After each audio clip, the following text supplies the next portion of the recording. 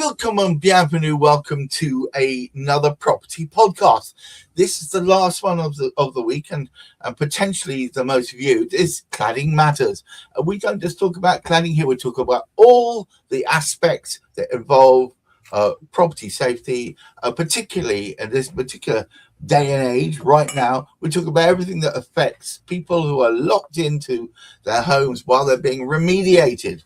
And I'm very pleased to say we've got Hamish McClay here of Search and Convey. Our Lord Master helped us set this up in the first place. So all you people I see flooding on today, welcome. I hope you enjoy today's show on Cladding Matters. And today's special guest is Rob Munns, or Business Development Director for BFT. Is it BFT? Sorry. BFT, yes. So I should have put that in there. But Hamish, would you care to get us started, please? Well, this afternoon, it's story time. Hooray! Well, almost. There's actually a couple of stories within this. We won't go to any great depth, but one ought to be written, or several ought to be written.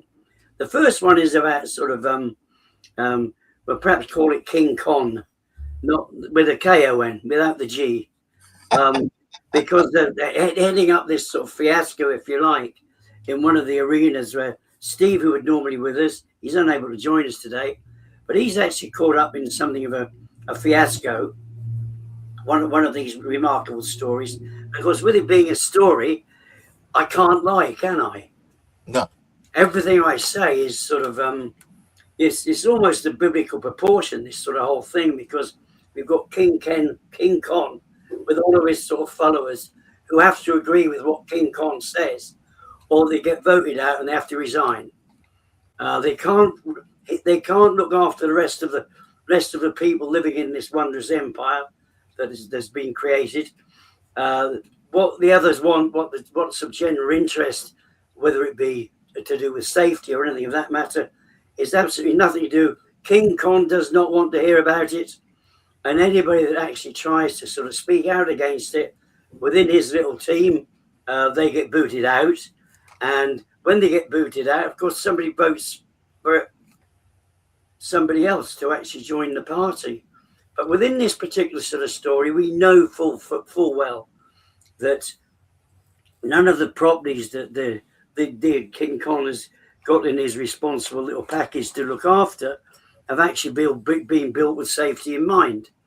And as a consequence of which, they've all had to be remediated. It's essential that they be remediated. And of course, King Con, along with his big buddies and sort of all the rest of it, they can decide to what standard that is. It doesn't mean it makes it safe. It doesn't mean it makes it cheaper for the residents to live there or anything like that. It's just the way that King Con and his chummies, the big bad builders, they actually want to have it that particular way because it suits them. And interestingly enough, there's a good chance too, within this scenario, we've got these big bad builders, and these big bad builders, they probably want to make as much money as they can while they're doing the remediation and stuff. So they put in these massive great prices, which could be reduced significantly if they cut the cost of the scaffolding and shroud-like sort of arrangement we have. But when they're told that there is an alternative, they say, no, we can't be doing that, because that would reduce their profits, wouldn't it? Yes. Doing with it. But there are better ways. And of course, not enough people know about this. And it's quite interesting, because our guest today, when you actually can see him on full screen, you can see what the alternative is to scaffolding covered in shrouding. Now, bearing in mind, it doesn't affect the suggestion that we're actually going to see the alternative. It's a better way of actually remediating. It doesn't actually make the PAS standard or the non-standard or the rubbish standard any better, but it does reduce the cost quite significantly. And therefore, if we reduce the cost quite significantly in that particular aspect, surely we could better remediate the property and make it safer for residents.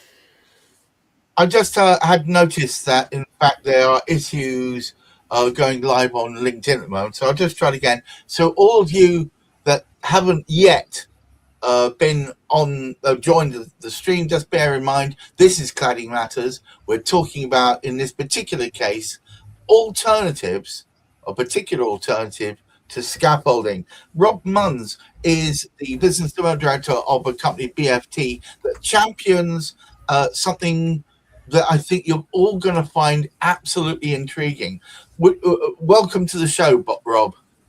A very good afternoon to you, and a very good afternoon to everybody else listening, watching. Right. So traditionally, let's talk in terms of our friend Steve, who can't be here today. He is a man who's been championing all sorts of changes to safety standards. More power to his elbow. I hope Lord Lytton's safety bill goes through eventually. But with respect to that, part of the remediation is they've put up this ginormous, ugly as hell shrouding, covering up a bunch of scaffolding around his place, Royal Artillery Quays. Now that is represented by the picture on your on well, as I look at you, your left. And now this image is horrendous, and there's lots of issues with having that there. How long would that sort of building that's shown behind you take to put up that scaffolding, Rob? So, I mean, bear in mind, as a company, we don't do scaffolding, so don't take this as fact. But the per elevation, very roughly, for a mast climber to do a 14, 15-story building, we would install that in two to 3 days. So, worst case scenario, 2 full height, 3 days. The equivalent in scaffolding will be about 25 days. You multiply that round a tower block, in 4 equal sides. You start then realizing that actually, this turns into weeks, if not months, that we could then potentially shave off just that element of the disruption caused to residents by erecting scaffold in the first place. Before we talk about, because I want to talk about the other benefits of it, because I actually blown away, especially at this next figure that Rob is going to trot out. How long have mast climbers been available in this country? And I think that, this is one of the many myths that exist out there. Mast climbers are viewed as this kind of all, very new to market. They've been in the industry for over 30 years here in the UK. I've been at BFT for 6 years, and I regularly do CPDs for, tier one, contractor developers, SME cladding contractors, facade specialists, and I regularly get told, I didn't know that. I think it's a little bit of what I call conscious bias. So you'll go around sites almost expecting them to look like scaffolding. We're kind of like immune to it because we just see it and accept it's there. Sometimes the beauty about mast climbers is you don't see them. So actually there are many, many more mast climbers on sites than a lot of people think. It's just that because you don't see them, it hasn't hit that conscious kind of bias. So very regularly people will go home after, meeting with myself, and I'll get a text or, a follow-up call the following day.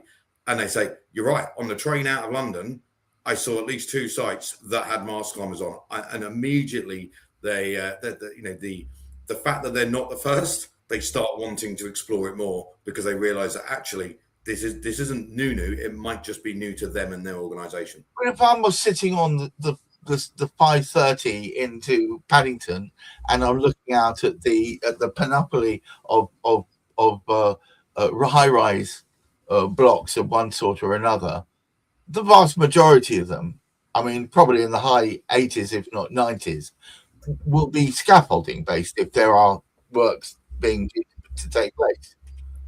Yeah. Why is that, Rob? I think it boils down to, well, the 3, maybe 4 kind of elements. So if I can, I guess, take one step back and on my journey of kind of researching this, because obviously I was new to the construction industry just after COVID, so I very much started to try and answer your exact question of clearly, there is safety benefits, speed benefits, cost benefits of using mast climbers. So why are they not used more? It would seem to be the logical, obvious choice. Yeah.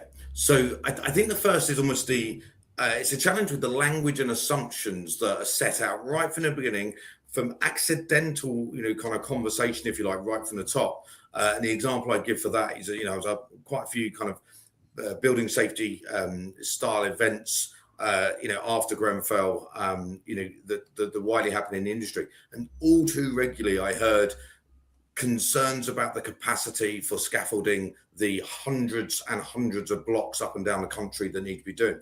And that was without even knowing what the block looked like. So that was the assumption that instead of I need access to this, and bear in mind, it's not just mast climbers, there are other forms of access that are more suitable at certain, times. So this is really, it is about getting people to understand that there are alternatives. But if your default language, instead of how do I access the building, is I need scaffolding in the building, then straight away as a mindset, then you're going to narrow down the options that are going to be available for that project. I think that leads into problem 2 or challenge 2, shall we say, and that is about procurement of these kind of packages. If we've narrowed down the options, then very often in a package, they've specifically said scaffolding.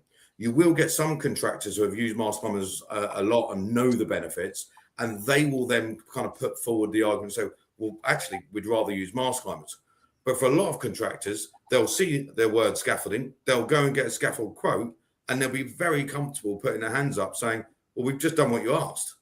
Don't have a go at us. And that's when you look at the motivation behind a contractor doing it, then sadly, yes, they potentially, make that clear, are making more money because it is more expensive and it takes longer to do.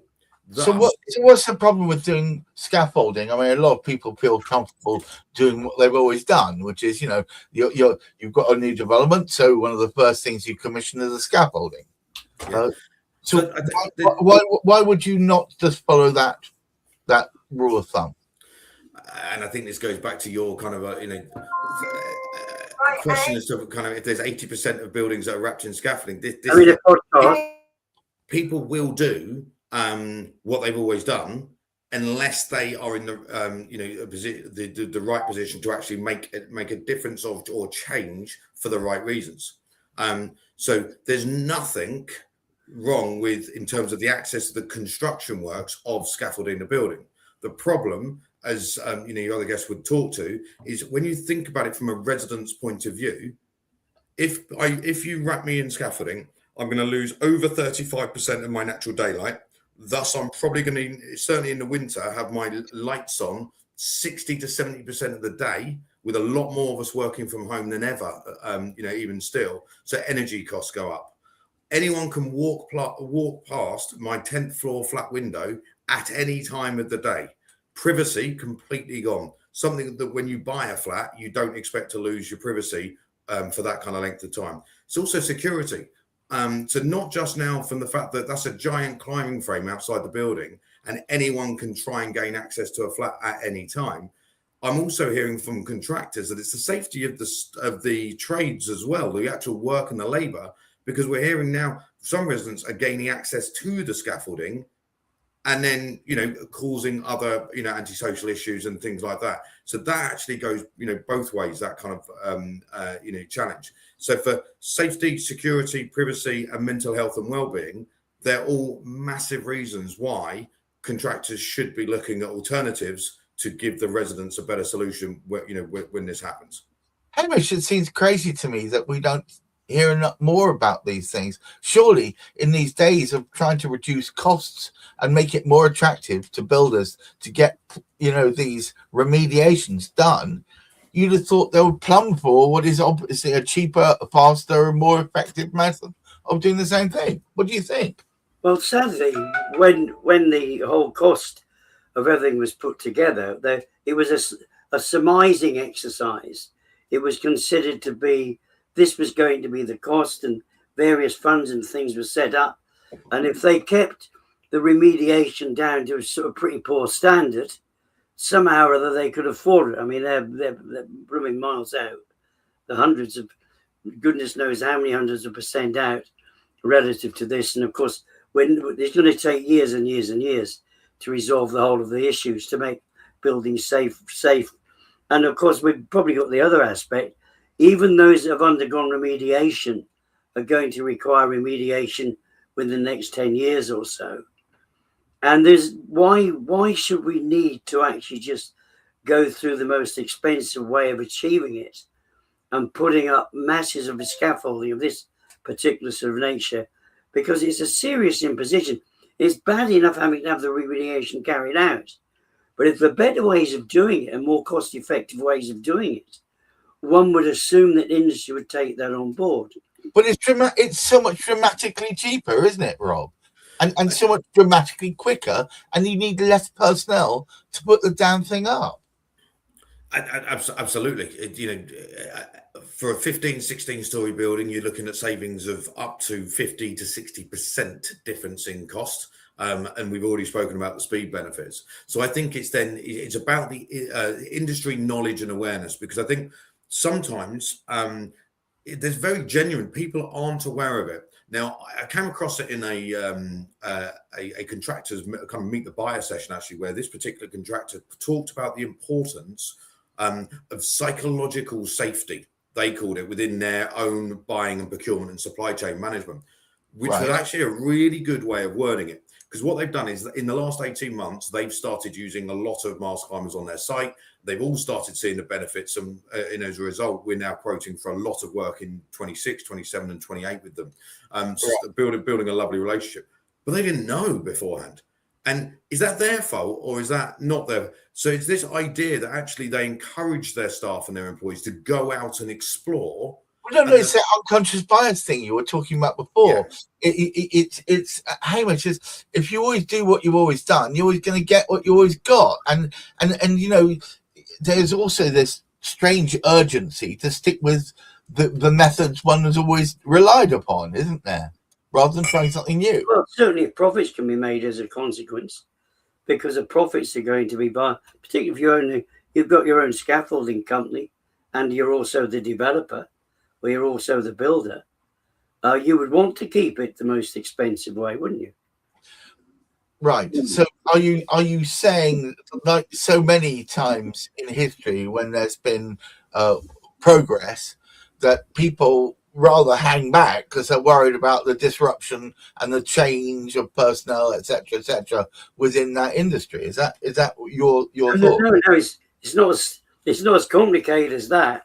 Oh. If you own a company that has scaffolding, you're going to make more money by using traditional scaffolding. Whereas if you were to actually go to the alternative, the more cost-effective route, now who's going to end up paying for this? Well, at this particular sort of moment in time, we've got this, it's being tossed about. Sometimes it's leaseholders, sometimes it's landowners. More often or not, it's going to be coming out of some kind of fund or another. And where the funds coming from? They're government funds. They're coming from the taxpayer. And that's why what we, almost my message today to anybody listening who've got these kind of buildings and projects, and bear in mind the two behind me obviously are very what I call flat, straight buildings. We can do lots of different things. They only have to look on the LinkedIn profile to see curved, sawtooth facades, all sorts of additional kind of features that we can get around. But it's having the comfort and to challenge. So when a contractor says, now we have to scaffold because ... it's having the confidence to be able to, and we can help with that. We can absolutely, we've recently helped a resident who was going through the same thing by supplying him the answers to the questions of why a contractor was saying, and it has to be scaffolded because X, Y, Z. And some of the examples there were we need multiple access to multiple areas of a given facade. Well, as you see behind me on the wall up there, you've got one slim mast climber, what we call a single, and you've got a twin machine.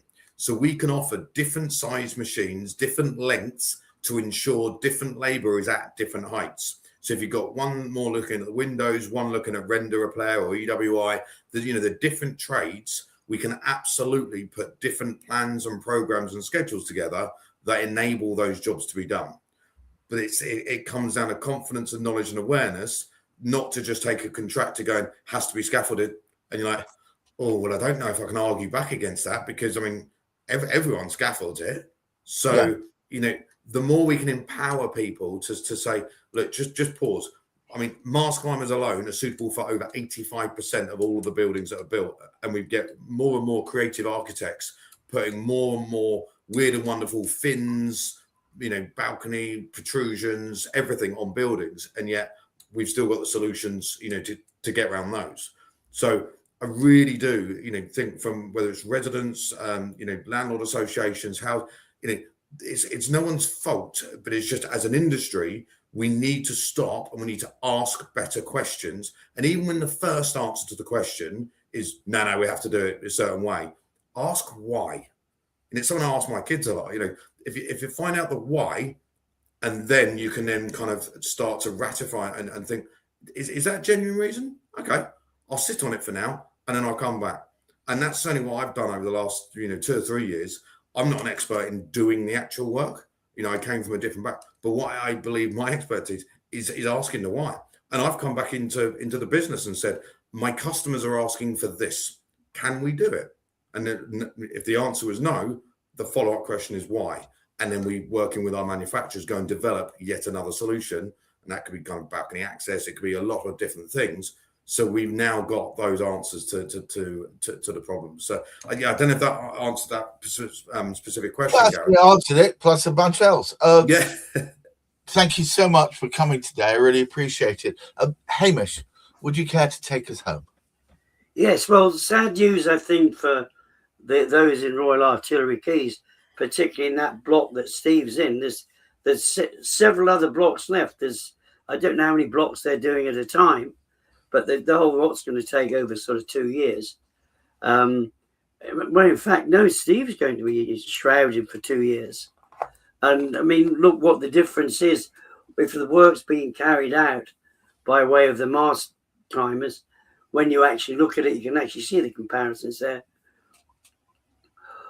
A particular area is being worked on. In fact, 2 areas as we can actually sort of see quite conveniently, quite comfortably. What's the impact on the rest of that block? Well, there is okay, there's the masts that go up, but where the masts go up, basically there's that much thinner than the complete shrouding would actually sort of be. So the alternatives are there. So for the remainder of Royal Artillery Quays, which hasn't been started yet, there is an alternative to look at. And hopefully it isn't the council that makes the decision, because in this particular sort of instance, the council, although they maintain that they're experts on fire and safety and all the rest of it, even though there's people telling them it is unsafe, they're quite happy to go around whichever route they go down, what suits them, because they know nothing about fire, they know nothing about safety. But what we do know now is there are alternative ways of helping people who still have to undergo this rather erroneous type of exercise of, hopefully with better standards, but hopefully also at the same time, not only will it be remediated to better standards, but also they'll find a better way of doing it. So instead of traditional scaffolding, we'll start looking at this way that actually imposes the least interference on the lives of the people living in the remainder of the flats. And forgive me for just adding one extra thing. If you remember back to the fire that was in Dagenham as well, ultimately the report was that it was spread by scaffolding on the outside of the building. Now, yes, that you can actually get metal scaffolding boards rather than having the traditional wooden scaffolding boards, but that's even more expensive. So again, it's just further points of look for alternatives. There's plenty out there, and we'd love to help. We want to be part of the solution. So BFT, I recommend anybody who's out there who's looking at remediation works or looking at scaffolding of any kind, you may well save yourselves a packet, both in time and also in money, putting the things up. Please go and approach Rob Munns and find out a bit more. He is the business development director at BFT Mast Climbers. Do look them up. They have an active LinkedIn profile, but also you'll be able to find them on their website. Now, I just want to say thank you so much, Hamish, for bringing this on. It's as ever a learning day for me. And Rob, thank you for representing something that I see as truly innovative in a world that is mostly staged. This is something actually that moves the needle. You've got natural light still coming in, and at the same time, fast implementation, easy aspect of work, and also another thing which you didn't mention: if there's some sort of wind issue on one side, it doesn't affect any of the others because all the mast climbers aren't connected together. Isn't that it's simple to me? But thank you very much for taking the time out, Rob. And to all of you watching, every week we do 4 times. We go into the breach to talk about various different aspects of property, starting on Tuesday with property matters and sometimes construction matters. On Wednesday we have IPS, the kind of magic, all to do with the Association of Independent Personal Search Agents. Thursday, property call. We just had that yesterday, which is usually a bun fight from 4 property experts talking about different aspects of what's going on right now. And then we have, of course, cladding matters here. We have it on a Friday, not just talking about cladding, talking about aspects of safety and also how to do this better. If you find this interesting, please do stick with us for more. But until next week, please keep your feet on the ground, keep reaching for the stars, and for goodness sake, look after your mental health. Bye now. Bye.